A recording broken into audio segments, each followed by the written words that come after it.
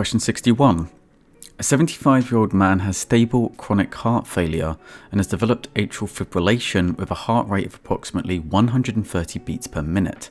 His current therapy is furosemide 40 mg OM, which means that he's taking it once per day in the morning.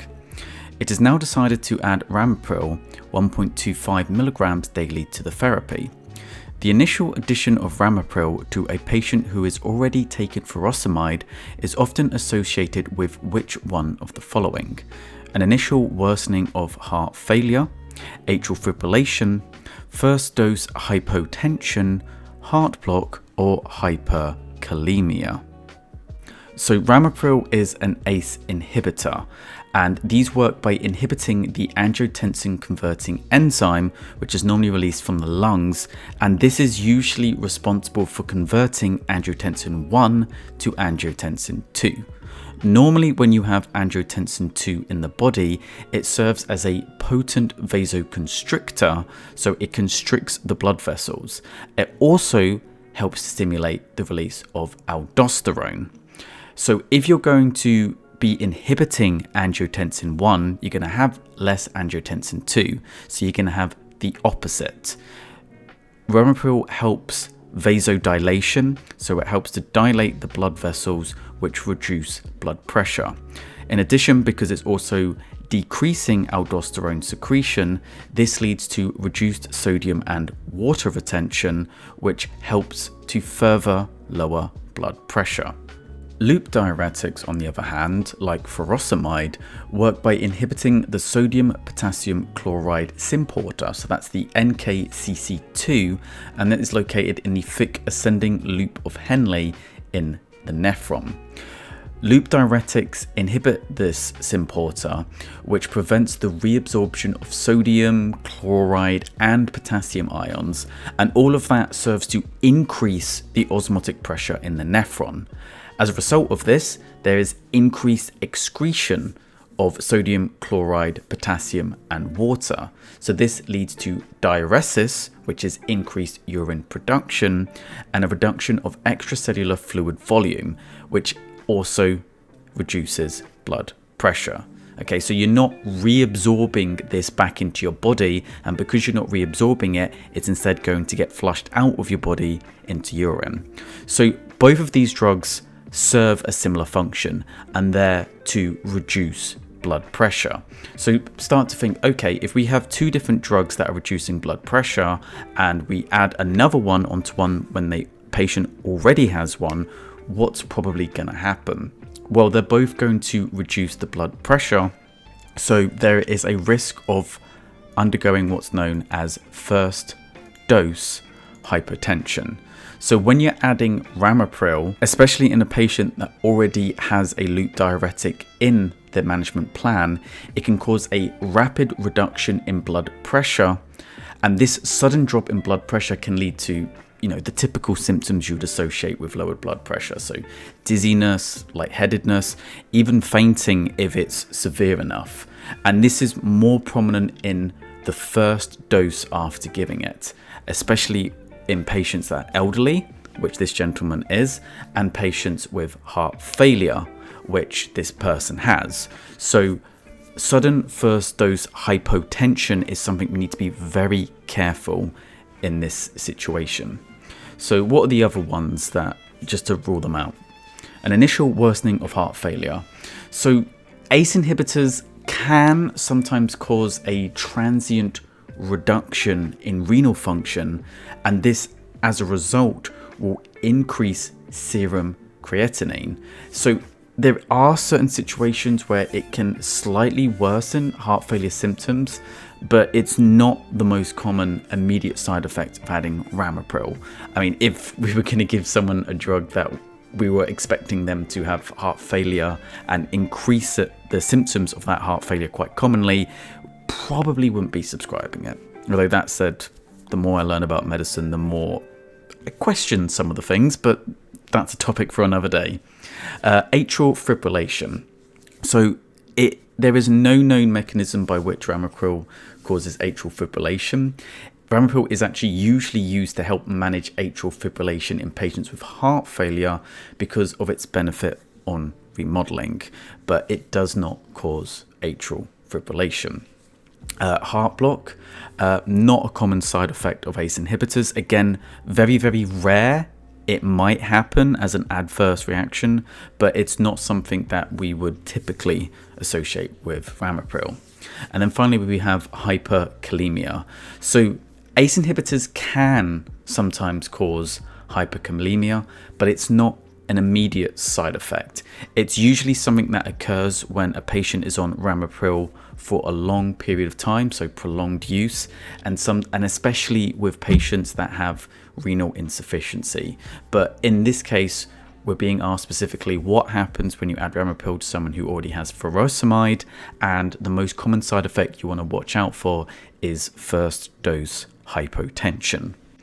As a result of this, when you're looking through the question, you'll notice again furosemide, it's specified that it's given in the morning, and this is a very important clue to this kind of question. Usually ACE inhibitors and loop diuretics are given at different times of the day to try and avoid this first dose hypotension. So that's something to be thinking about and remember moving forward. Question 62. An angiotensin converting enzyme, or ACE inhibitor, used in a patient with renovascular disease is likely to lead to which one of the following? Coagulation problems, deterioration in renal function, increased aldosterone levels, severe hypertension, or toxic levels of the ACE inhibitor. Okay, so coagulation problems. So ACE inhibitors don't cause coagulation problems. It is not known to directly affect the coagulation cascade or platelet function, so we wouldn't expect it to cause any kind of coagulation problems. Deterioration in renal function. So when you have renovascular disease, especially think of something like bilateral renal artery stenosis, this leads to a reduction in renal blood flow. So in response to this reduction, the kidneys activate the renin-angiotensin-aldosterone system, the RAS, and this leads to increased production of angiotensin II. So angiotensin II causes vasoconstriction of the efferent arteriole in the kidney, and that helps to maintain glomerular filtration rate, and that maintains the systemic blood pressure throughout the body. But when you introduce an ACE inhibitor, it inhibits the conversion of angiotensin 1 to angiotensin 2. That's the whole point of them. That's what ACE inhibitor means. And as a result of this, there's a decrease in systemic vascular resistance and blood pressure in patients with bilateral renal artery stenosis. These patients are already going to be experiencing reduced renal blood flow, so this reduction in blood pressure is only going to further decrease renal perfusion pressure.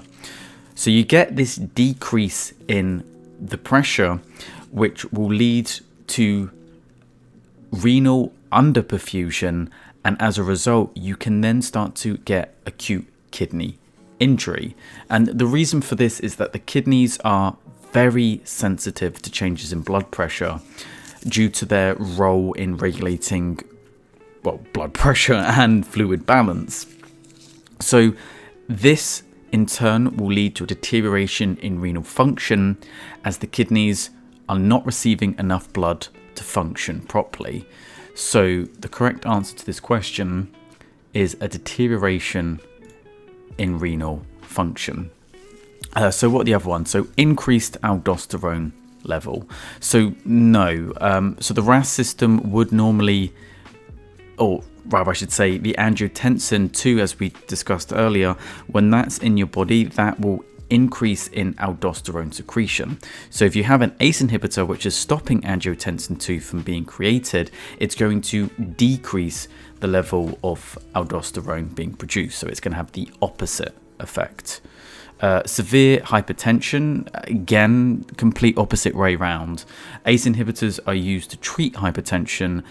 They'll be pretty bad at treating it if they caused it. So ACE inhibitors will cause a rapid change in blood pressure, as we saw earlier. So there's a chance that they could cause the hypotension, especially the first time, quite quick hypertension, but it's not going to cause hypertension. So it can lead to hypotension, won't cause hypertension. And then finally, toxic levels of the ACE inhibitor. So this condition is very rare, and it's not something that is specific to a patient with renovascular disease. So ACE inhibitors can cause certain side effects. They can cause hyperkalemia or acute kidney injury, but these are very few and far between. And toxic levels of ACE inhibitor are not common. I mean, someone is really messed up the prescribing for that to happen. And it's not something that's going to be expected just because someone has some kind of kidney problems. So it's not a case that you give someone an ACE inhibitor and because their kidneys aren't working properly, suddenly they have toxic levels of ACE inhibitor. Someone would have to massively overprescribe it for that to occur. So it's very unlikely to be caused by someone with renovascular disease. Question 63. Which one of the following is an important adverse effect of taking an ACE inhibitor such as ramipril? So do we have angioedema, breathlessness, gastric bleeding, hypokalemia, or peripheral edema? So straight away, most people will be thinking, okay, ACE inhibitor, what's the most common side effect? It's a cough. Like, that's one of the first things they drill into you about ACE inhibitors. One of the most common side effects is that it can produce a dry cough. And this might lead you to think maybe it's breathlessness, and you would be incorrect in that assumption. So ACE inhibitors are very well known to cause persistent dry cough, and this is due to the accumulation of bradykinin. But severe breathlessness is not a common side effect. So bradykinin is a peptide that plays a significant role in the regulation of blood pressure and inflammation. And it primarily does this by binding to two main receptors, so beta 1 and beta 2 receptors. As a result of this, bradykinin will cause blood vessels to widen, and this results in decrease in blood pressure. And it does this vasodilation through the activation of endothelial nitric oxide synthase, which leads to the production of nitric oxide, NO, which is a potent vasodilator. So this bradykinin is thought to lead to a relatively rare but also quite serious side effect known as angioedema. So this involves swelling of the deeper layers of the skin, and it often occurs around the eyes and lips, but sometimes involves the throat and tongue. And that's why, although it's rare, it's something we need to look out for, because if the swelling of the tongue and the throat becomes so severe that can restrict the airways, can cause suffocation and death. So the correct answer to this question is angioedema. So let's just quickly run through the rest. So gastric bleeding. So gastric bleeding is not something that we would typically consider. In incredibly rare situations, it might occur, but it's not something that we're really going to be thinking about. So ACE inhibitors can cause certain alimentary symptoms. So it can cause nausea, can cause vomiting, diarrhea in some cases, but we wouldn't really associate it with gastric bleeding. Next we have hypokalemia. So this is incorrect because ACE inhibitors can actually cause hyperkalemia. And this kind of makes sense if you think about it. So ACE inhibitors reduce aldosterone secretion, and aldosterone is what can lead to hypokalemia. So if you're having ACE inhibitors in a patient, it's much more likely to lead to hyperkalemia, not hypokalemia. And the final one is peripheral edema. And this is where it gets, I find some of these medical questions a little bit annoying, because peripheral edema is a common side effect of ACE inhibitors. In fact, that's something that you should always be thinking about. If you're going to be reducing the blood pressure, you're going to be decreasing the amount of return that the blood is going to have coming back into the heart. And as a result of that, it is quite common when someone has low blood pressure and isn't being pumped around properly that you can get pulling at different parts of the body. You can have peripheral edema. The reason in this question, and I'm just trying to surmise from the mark scheme to be honest, peripheral edema is a common side effect of ACE inhibitors. It's more common than angioedema, but it's not as serious as angioedema. So the ACE inhibitors will cause vasodilation, that will lead to sodium retention, and this can lead to peripheral edema, but it's usually considered mild and reversible. So although it's something to be thinking about, when you're concerned with a patient, angioedema is the one that you want to be thinking about a little bit more. This is what I'm understanding from the mark scheme. So yeah, peripheral edema can occur, but it's not usually serious, whereas angioedema can be life-threatening. And I also appreciate the semantics involved in that, because breathlessness technically can be caused by angioedema, by a constriction of the airway. And yeah, this question was a bit nasty, to be honest. I know a few of my friends, basically no one put gastric bleeding or hypokalemia, but a fair number of people put peripheral edema and breathlessness, and I can absolutely understand the logic behind those, but you really have to almost look at what they're trying, the people that make the test, what they want you to pick up. And in the context of this question, it's the fact that they want you to be aware of angioedema, because although it's rare, it is a side effect that can occur from ACE inhibitors, and it can be life-threatening. So that's what they want you to be focusing on. Question 64. Now, as this is a run-on from the previous questions, I have put the information up from it so you can see what the current therapy is and what he initially came in for. And I've also found this really cool diagram. It's just look at it, it's awesome. So we'll have that playing as we go through this. I wish I could find something like this for all of the questions. So anyways, question 64. Which one of the following treatments should be added to his therapy? So should you include a thrombin inhibitor, such as dabigatran, alteplase, clopidogrel, low-dose aspirin and clopidogrel, or just low-dose aspirin? So the gentleman here, the 75-year-old, has stable chronic heart failure, but we've seen that he has this heart rate of 130 beats per minute, which means he will have developed something known as atrial fibrillation.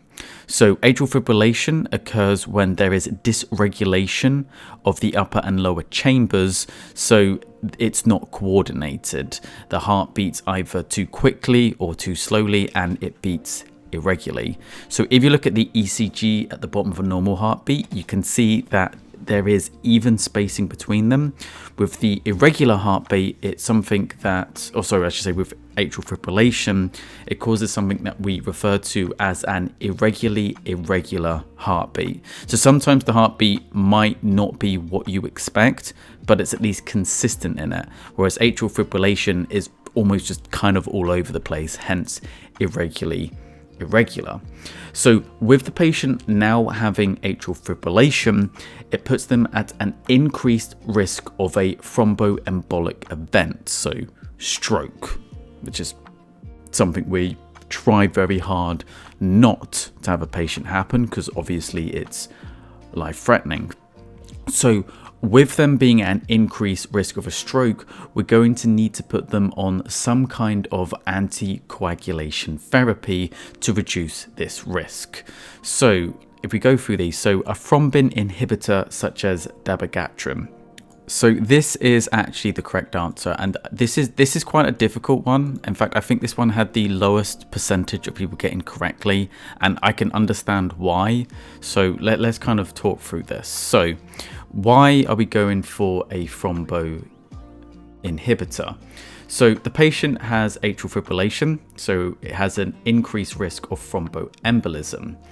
The reason that dabigatran is preferred. So this inhibits thrombin, and it is very good as a prophylaxis for patients with atrial fibrillation, specifically to help prevent stroke and systemic embolisms. So this one is picked specifically if someone has atrial fibrillation and is used to try and reduce the effect of some kind of cardiac event. So if we go through the rest of them, so alteplase. So this is a thrombolytic agent, and it's used to break down blood clots in various conditions, usually acute myocardial infarction, sometimes in ischemic stroke, sometimes in pulmonary embolisms as well. However, it is not indicated for treatment of atrial fibrillation. And I think this is why this one's quite nasty, because you need to remember atrial fibrillation specifically. And that's where a lot of the pharmacology comes into this, because if you don't clock on that you need to have a different treatment because they're suffering from atrial fibrillation, it's very easy to get this one wrong, and why a lot of people did. So clopidogrel, so antiplatelet medication, is used as a treatment for cardiovascular conditions, particularly things like acute coronary syndrome. Also very common if ever someone's had a coronary artery stent, you'll usually put them on clopidogrel, but it's not indicated specifically for atrial fibrillation, and there'll be a theme running through this. So low dose aspirin and clopidogrel. So this one's actually quite a common treatment used. So the combination again helps prevent people with a history of myocardial infarction and peripheral artery disease.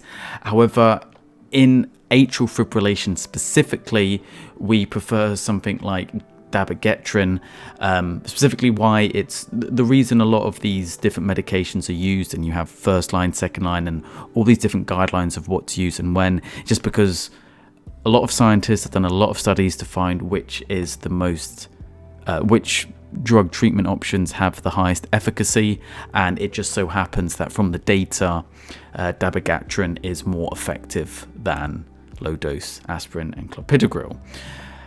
And so just following on from that, low dose aspirin, similar kind of thing, but specifically with low dose aspirin, it's not going to be sufficient enough to help with stroke prevention, again, especially with someone with atrial fibrillation. So the correct answer is thrombin inhibitor, and this is unfortunately just one of those you kind of just need to know the guidelines to a little bit more and just try to think about them, because realistically a lot of these options, you know, you wouldn't be far off the mark in thinking that it would be a good idea to prescribe them. It's just being aware of the specific circumstances of our patient in this particular instance. Question 65. The patient has developed a cough as an adverse effect of his treatment. So this is, as I was mentioning, one of the most common side effects of taking ACE inhibitors is this dry cough. So which one of the following is the most appropriate course of action? Should we add a cough suppressant such as a codeine to his therapy? Add an angiotensin 81 receptor antagonist such as candesartan to the current regimen? Reduce the dose of ramipril? Replace the ramipril with a calcium channel inhibitor such as amlodipine, or replace the ramipril with an angiotensin 81 receptor antagonist such as candesartan. Okay, so first one, add a cough suppressor. So this is going to help with the patient's cough, yes, but it's not going to be addressing the root cause of the cough, the fact that it is caused by this ACE inhibitor. And where possible, we don't want to be giving patients too many different medications, as it's just going to increase the risk of some kind of interaction. It's also going to increase the risk of contraindication. They've got more pills to try and remember to take. So it's going to suppress the symptoms temporarily. Yes, that's absolutely true, but it's not going to resolve the issue of the cough, which is that it's an adverse side effect of ramipril. So that's not something that we would typically use. Usually if someone has a cough, then yes, okay, we'll give them some kind of medication to help deal with it. But if that cough is being caused by a medication that we've already prescribed, then there's something else we need to review. So the second one, add an angiotensin AT1 receptor antagonist such as candesartan. So again, kind of following the same theme. So candesartan is a medication that is in the same class. So if we were to add candesartan to ramipril, what we're going to do is potentially make the cough worse because we're adding two different medications of the same class. So this isn't going to be resolving the issue. So it's not going to be number two. Reduce the dose of ramipril. So yes, this may reduce the severity of the cough, and in certain situations this may be the correct thing to do, but you have to be very careful. We've given this patient ramipril for a specific reason, the fact that they have cardiovascular complications, and so if we're going to now be reducing the medication that he potentially needs, it can cause exacerbation of the cardiovascular issues that we gave it to him originally. And not only that, but it's not necessarily going to be resolving the issue. Even small doses of ramipril can lead to this dry cough, so it's not the best option. There are certainly cases, and you may have noticed this when with doctors, where it may, yes, be a case that we lower the dose if there are certain side effects, but it's not the first course of action that we'd be looking to do. So number 4, replace the ramipril with a calcium channel inhibitor. So yes, amlodipine is a calcium channel blocker, and it can help with similar kind of issues to ramipril, and it's very unlikely that amlodipine is going to be causing this cough as a side effect. However, switching from an ACE inhibitor to a calcium channel blocker might not be the best clinical decision for this particular scenario. So it is true that amlodipine as a calcium channel blocker will also have the effect of reducing blood pressure, but because it works by a different mechanism of action, we can't be certain that by switching it to that it's not going to affect the efficacy of the patient in this case. So that leaves us with the correct answer of replacing ramipril with an angiotensin AT1 receptor antagonist such as candesartan. So why are we doing this as opposed to just adding it on? Well, the cough is being caused by ramipril, right? So if you just add candesartan on, one, you're going to be giving the patient a double whammy of something that affects the angiotensin system, which could potentially cause too much of a therapeutic effect. You could lower the blood pressure too much and potentially cause hypotension. So we don't want that. So if we were going to be adding it, we'd probably need to reduce the amount of ramipril being given to account for the fact that we have also given them candesartan. And that's more complicated to do, and it also probably isn't going to deal with the cough that the patient has. So it's not the best option. It's much better to replace the ramipril with this angiotensin one instead, which will have very similar, in fact it both works on the angiotensin system, just very slightly different mechanisms of action in which they exert their effect. And as a result of that, we can get the therapeutic effect of reducing the patient's blood pressure and hopefully alleviating the cough that they have. There is a slight chance that candesartan will still cause cough, but it's much less likely than an ACE inhibitor. So just to expand upon that a little bit so you understand what I mean by them working on the same general area but having slightly different mechanisms of action. So the way I tend to remember it, and you probably shouldn't do this because it might give you the wrong idea in an exam, but I tend to remember it as ACE inhibitors at ACE1 and ARBs as ACE2, which probably not the best way to remember it, but that's what helps me. So ACE inhibitors work by inhibiting angiotensin converting enzyme, and this enzyme is what's responsible for converting angiotensin 1 to angiotensin 2. So it stops this reaction from taking place. ARBs, on the other hand, work by blocking the action of angiotensin 2 at the angiotensin 2 type 1 AT1 receptor. So it doesn't stop angiotensin 1 from being converted to angiotensin 2, it prevents angiotensin 2 from expressing its effect at the receptor level. And both of these will have the same effect in that they're both reducing blood pressure. But the key reason why one causes a cough and the other doesn't is because, as you can see in this diagram, ACE inhibitors lead to affecting bradykinin. So by inhibiting the breakdown of bradykinin levels increase. And it's believed that the accumulation of bradykinin in the respiratory tract may be what's leading to irritation, and that's what causes this dry and persistent cough. Whereas angiotensin receptor blockers do not affect bradykinin levels. They do not increase, they do not accumulate, and as a result, they tend not to cause cough. So usually when a patient is presenting and we need to give them some kind of angiotensin medication, we will first try with an ACE inhibitor first, and if they get the adverse side effects, then we will switch to an angiotensin receptor blocker. So you might be wondering, or I certainly was, why we even bother with ACE inhibitors when there is a very well documented case that they can cause a dry cough, whereas angiotensin receptor blockers do not. And the reason for this, there tends to be a few reasons, but the two main ones. So ACE inhibitors are very well studied. There's a lot of research and evidence to show their efficacy, so they tend to be trusted quite a lot. But the other one, which always annoys me when it comes up in the context of medicine, is ACE inhibitors are cheaper to produce than angiotensins. So most places will want you to prescribe an ACE inhibitor just because they are deemed more cost effective.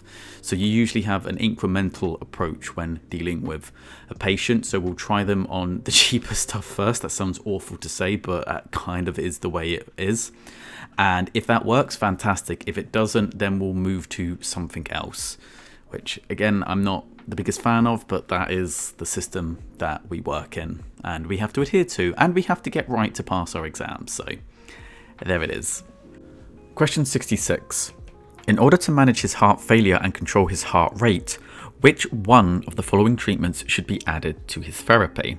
So a beta-1 adrenoceptive antagonist such as bisoprolol, a drug with class 1 antiarrhythmic actions such as lidocaine, a non-selective beta adrenoceptor antagonist such as propranolol, a rate-limiting calcium channel inhibitor such as verapamil, or an aldosterone receptor antagonist such as spironolactone.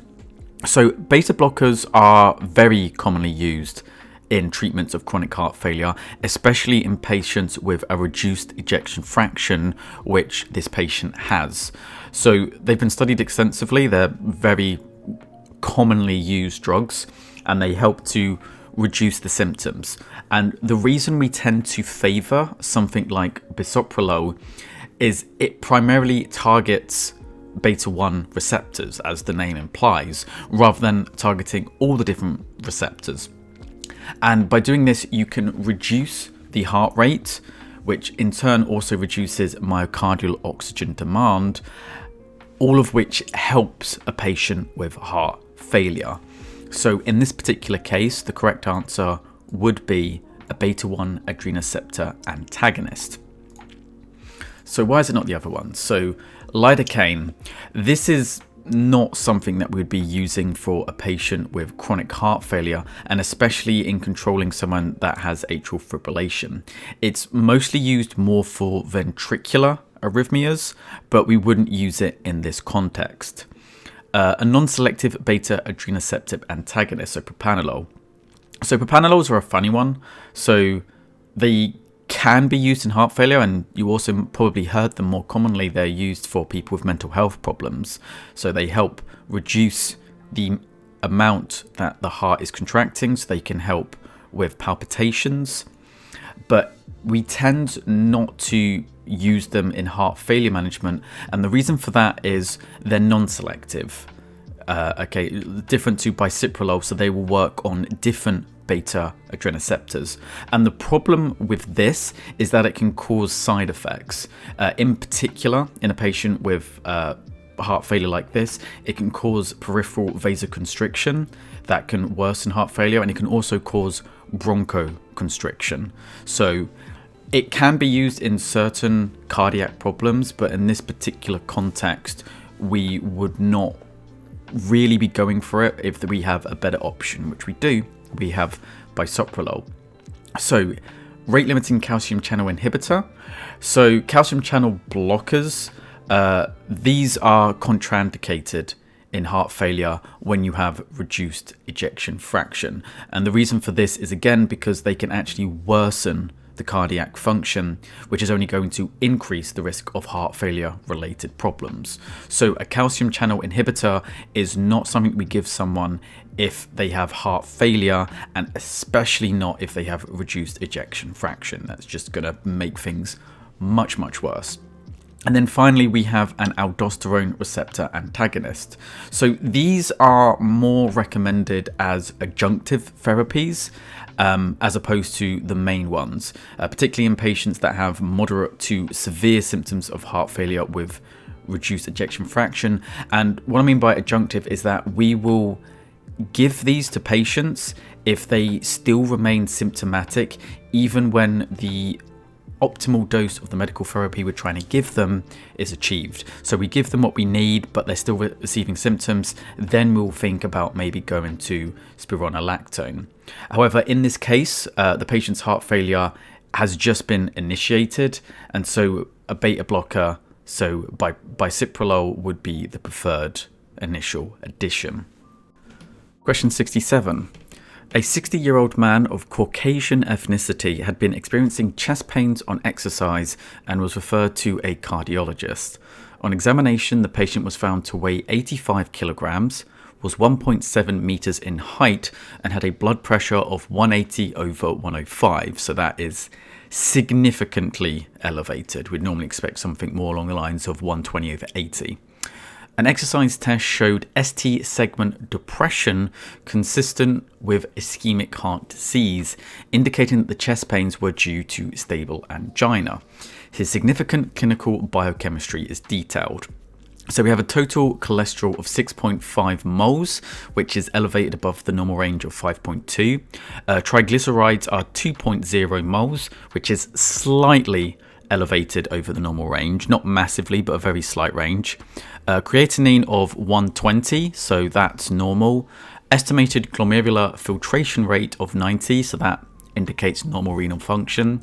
And a glycated hemoglobin of 42 moles, so again, that's normal. So what is out of the ordinary is mostly his cholesterol and a little bit on the triglycerides. So these are the two areas we want to be focusing on.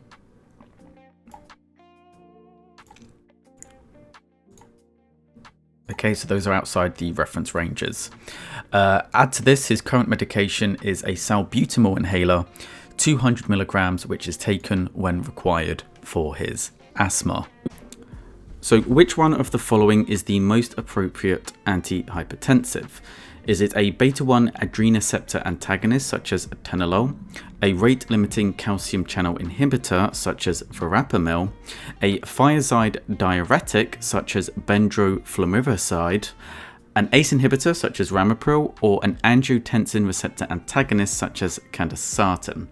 So when answering this question, it's very important that you check the guidelines of wherever you're practicing medicine, because different areas will have different guidelines essentially. And in the context of this question, we'll be following what's known as the NICE guideline. And so different hospitals and different trusts and different areas that you might be working will probably have what is basically just a flow chart. So with that in mind, let's go through these, shall we? So a beta-1 adrenoceptor antagonist. So beta blockers are generally avoided in patients with stable angina who don't have heart failure, but more importantly, the reason we wouldn't use a beta adrenoceptor antagonist in this patient is because they have asthma. The patient is on salbutamol, and beta blockers can worsen the symptoms of asthma, so it's not something that we would consider.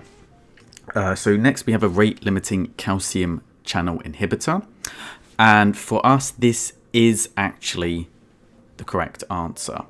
So calcium channel inhibitors are...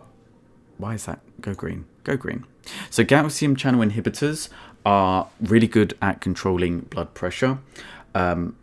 They're particularly useful in patients that have stable angina. They help reduce the myocardial oxygen demand by decreasing heart rate and contractility. And it doesn't interfere with the patient's asthma. It doesn't exacerbate the condition. So it is the safer option to go for. The reason we use calcium channel inhibitors is, according to the NICE guidelines, we follow this little flowchart. So what they recommend is that if a patient is under 55 years of age and not of Black African or African Caribbean descent, then we would normally start with either an ACE inhibitor or an angiotensin receptor antagonist. However, this patient, although they are not of that descent, they are Caucasian, they are over 55 years of age. This patient is 60.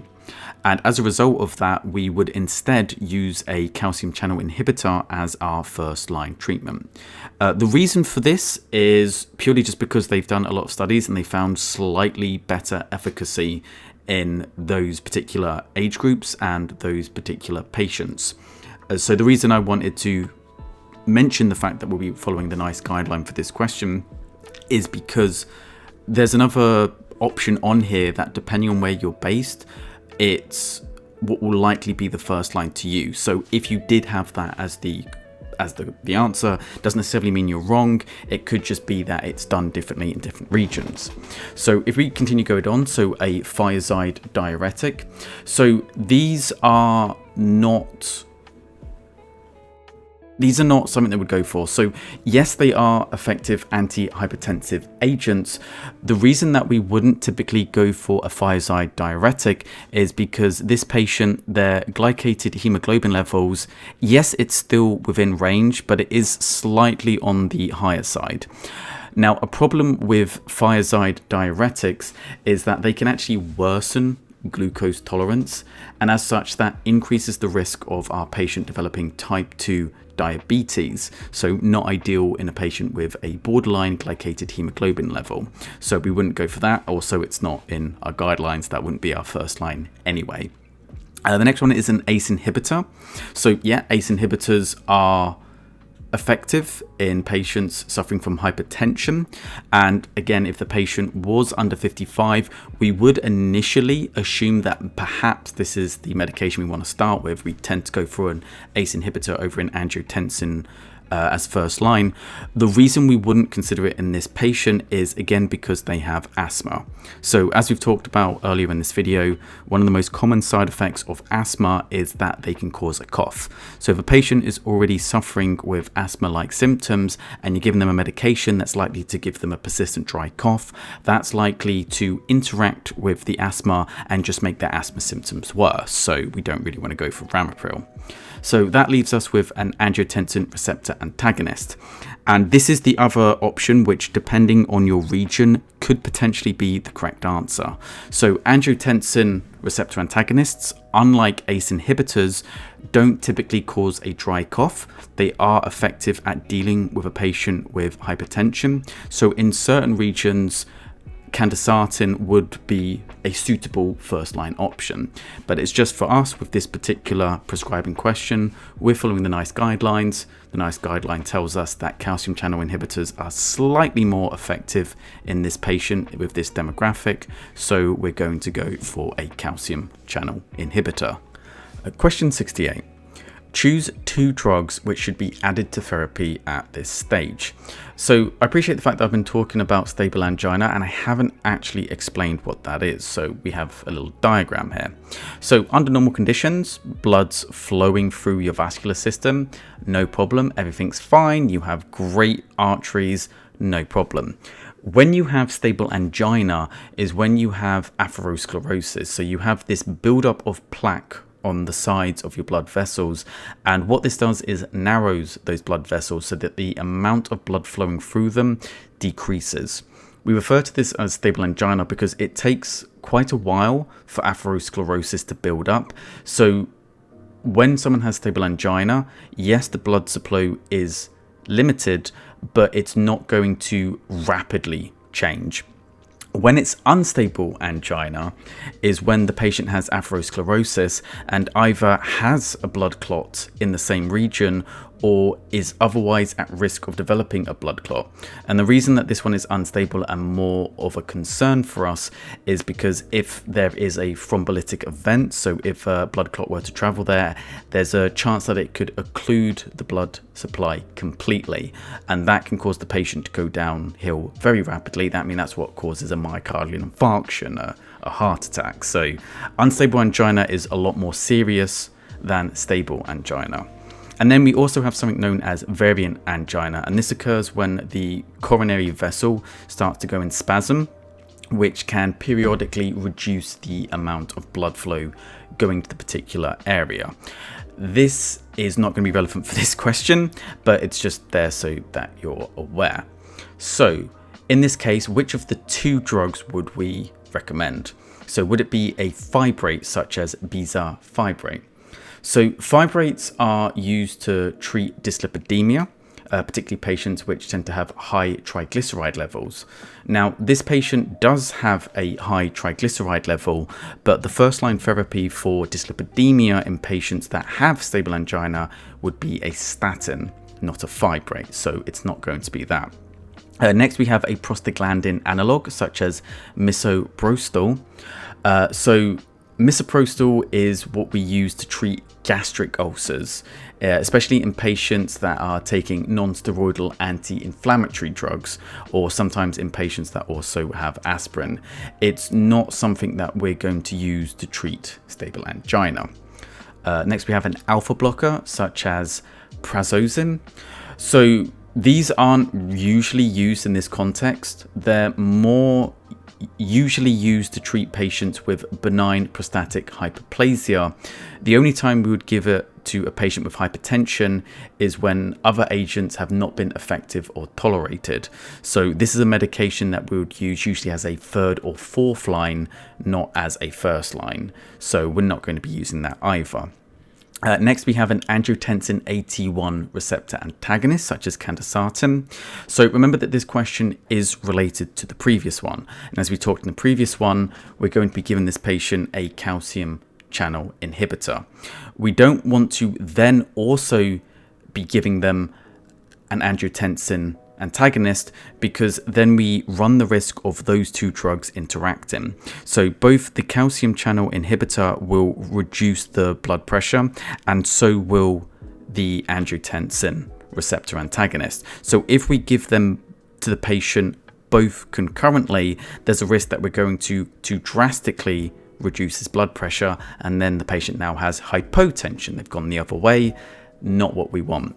So in the context of this patient, their hypertension is controlled, or at the very least, we've given them a calcium channel inhibitor. So we want to monitor them for a little bit before we start messing with that and putting anything else on them. So we're not going to now immediately be giving them something else. So this would not be what we're going to be adding to it.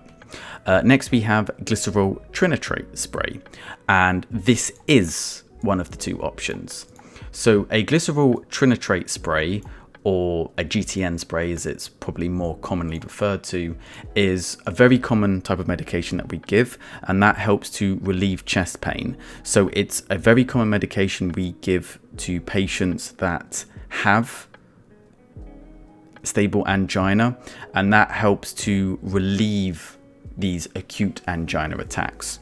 GTN sprays work, they dilate the blood vessel, which reduces the workload of the heart, and that improves blood flow to the heart muscle. So next we have a low molecular weight heparin. So heparins are anticoagulation medication, and they're most commonly used in acute coronary syndrome, especially in the acute phase of a myocardial infarction. So this patient has stable angina. They don't have acute coronary syndrome, so heparins are not something we're going to be given at this stage. It may well be that later down the line, if his symptoms worsen, if there are further exacerbations of his condition, that's something that we might be looking into, but at the moment, we're not going to be going there. Then we have a low dose aspirin, and this would be the next correct answer. So low dose aspirins, as well as being an analgesic, are the standard therapy for patients with stable angina. So it helps to reduce any further cardiovascular events. So it helps to reduce the risk of an MI, of a stroke, and it does this by inhibiting platelet aggregation. So it reduces the risk of a blood clot forming. So in a patient with stable angina, aspirin is something that's going to help keep it at the stable angina stage and not moving on to the unstable angina stage. So yep, aspirin is absolutely what we'd want to give them. The next one, the cardioglycoside digoxin. So we wouldn't use this for stable angina. So digoxin is quite a serious drug. High levels of it can cause a lot of toxicity in the blood.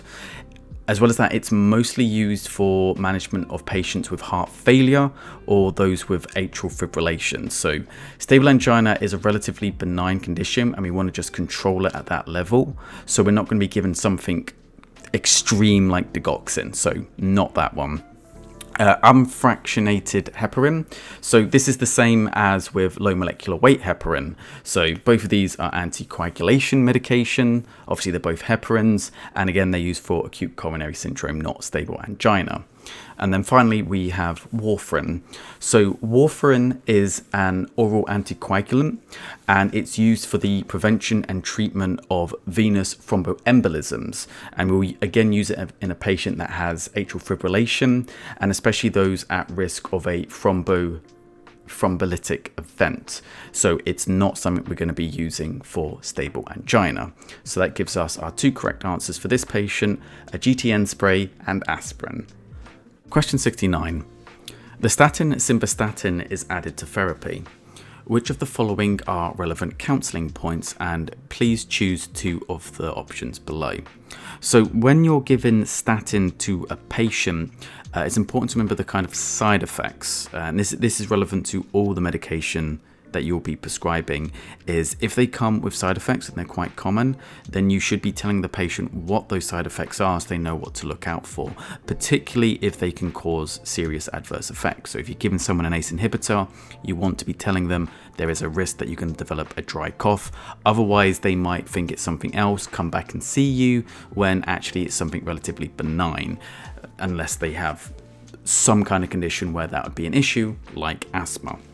So a good way to remember some of the side effects from a statin is from this little mnemonic, Lipitor, which I think I stole from Osmosis. I kind of just grabbed it online, and mnemonics are honestly the only way I remember most of this stuff in medicine. So Lipitor stands for liver effects. So statins can cause problems to the liver, which is, you know, it's something that's affecting triglyceride production. So it's going to have an interaction with the liver. It can increase blood sugar levels. It can cause pain in the muscles, impaired memory, tiredness and fatigue, headaches and nausea. But the one that's most important, which is quite strange at the end of the mnemonic, is rhabdomyolysis. So rhabdomyolysis is a condition where your muscle fibers actually start to break down. So that's what ends up causing the pain in your muscle, because your muscles are quite literally deteriorating.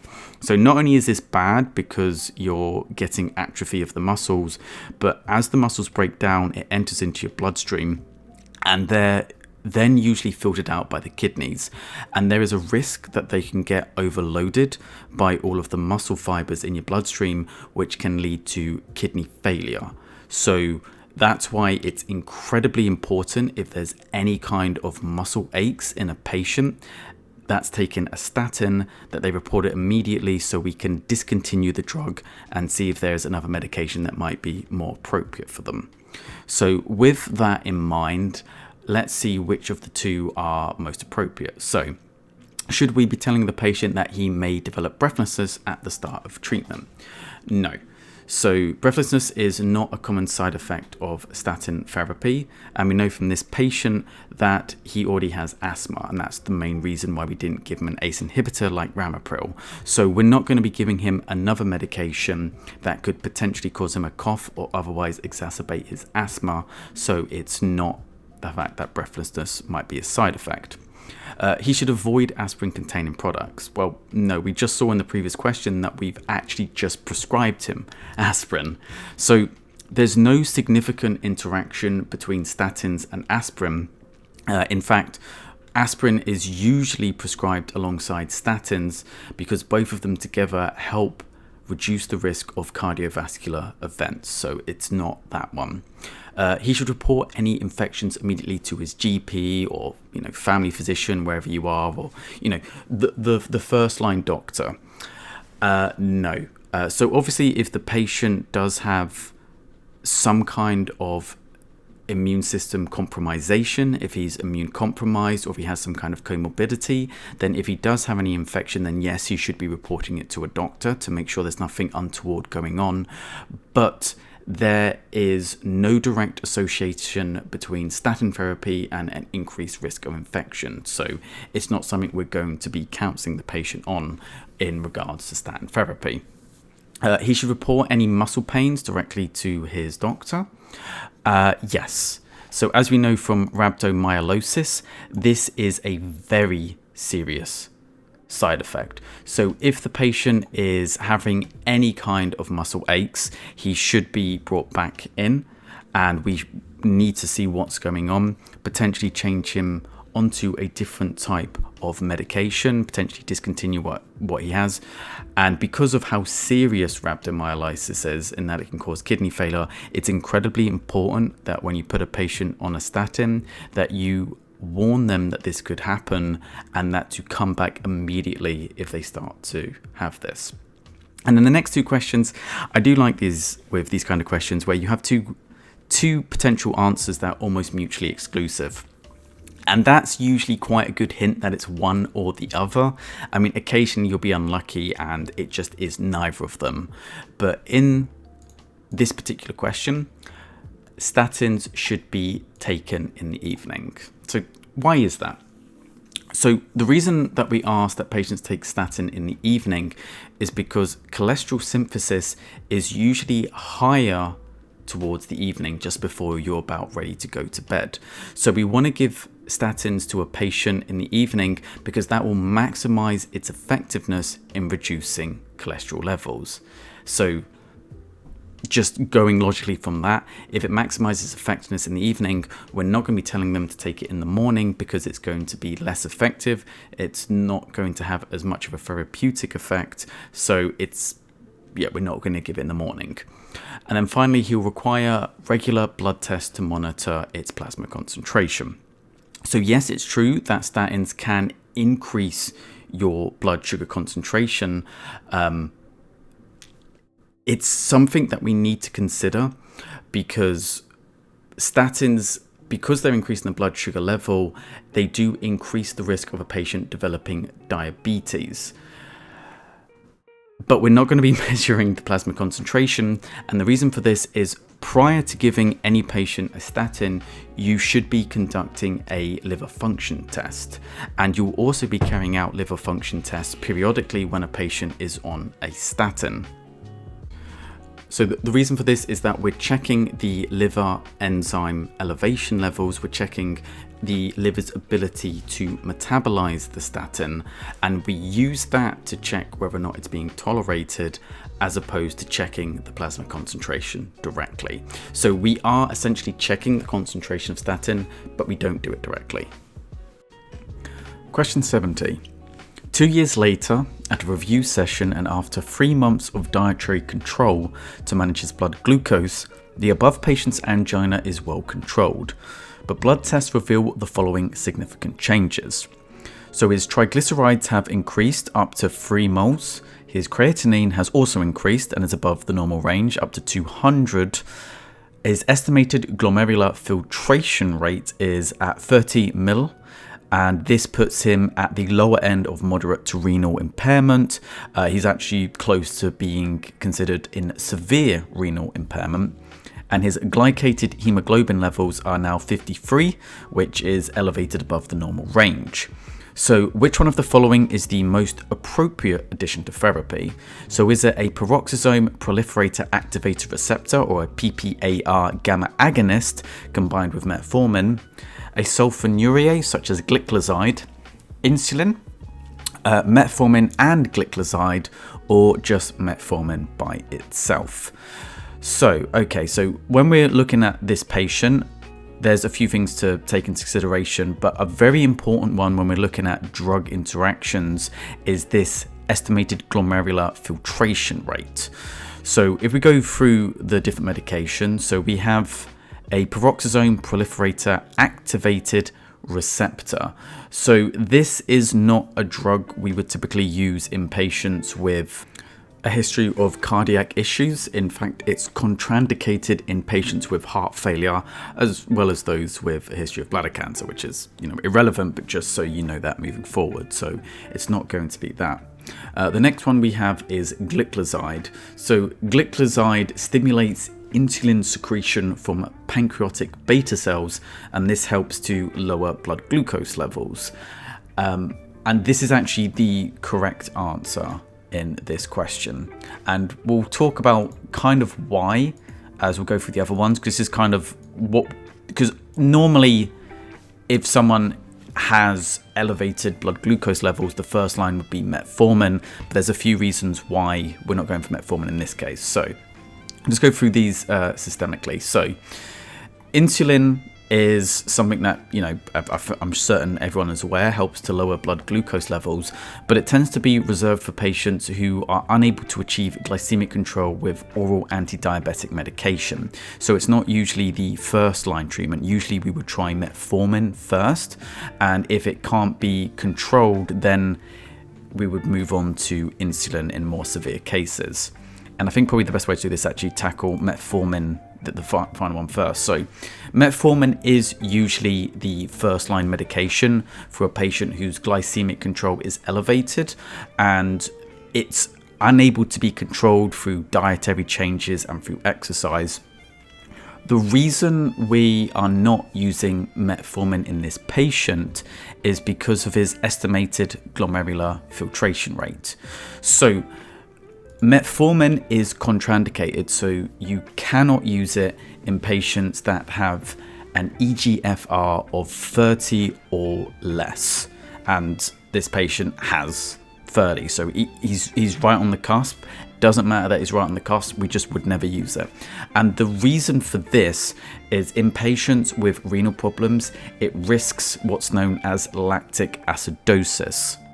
So metformin exerts its mechanism of action by inhibiting gluconeogenesis, and it does this by inhibiting the mitochondrial respiratory chain complex 1.